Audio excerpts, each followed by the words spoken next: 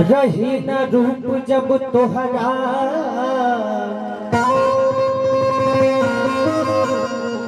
गुमान का करबो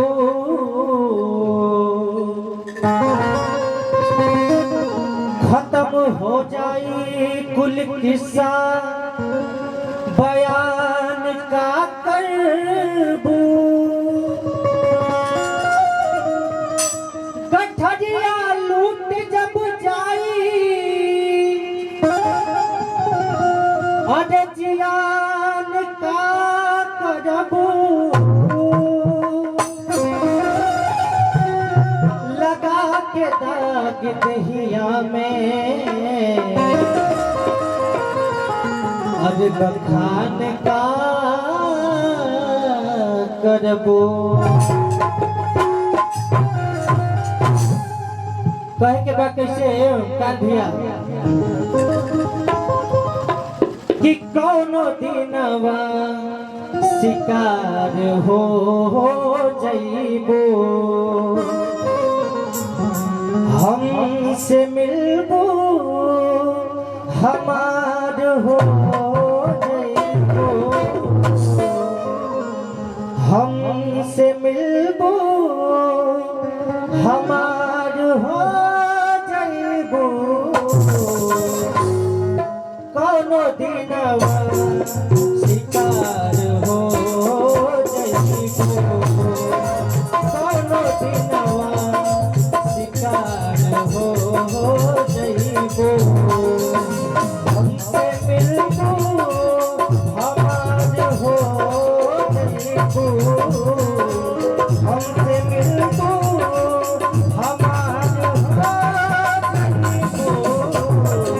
कौनो दिनवा शिकार हो जाइबो कौनो दिनवा शिकार हो जाइबो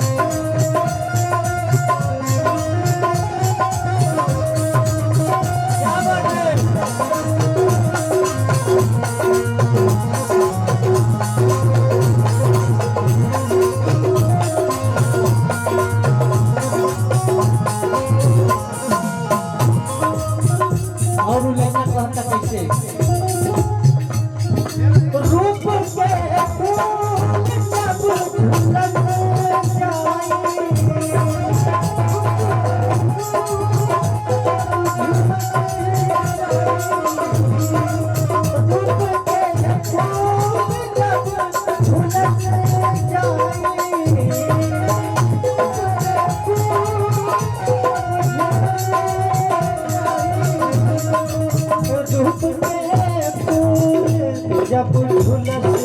जाए चाँद नदिया के पार हो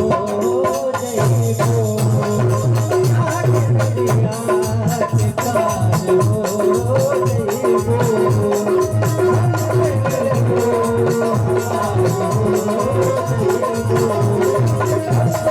हो